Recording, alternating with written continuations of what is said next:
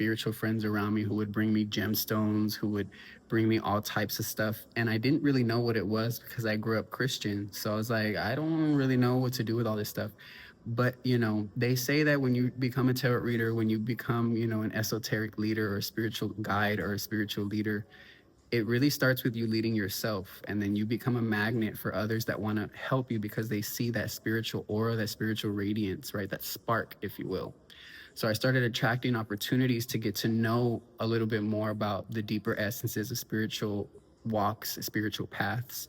I met all types of people, witches, people, and people who were very good people, so I say this with all the love, like spiritualists. I went to all these different intuition shops and stuff, and finally got my first oracle deck, in which I just wanted to read for myself.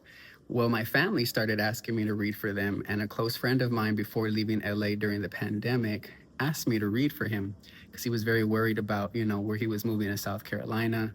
He was going back home and just really didn't want to go home. He was a rapper and wanted to continue, but the pandemic, like I said, put a big doozy, if I could, lack of better words right now, put a hole in a lot of people's path, where they really had to kind of detour and take a new route, because that's what really the pandemic did for humanity, is shifted timelines.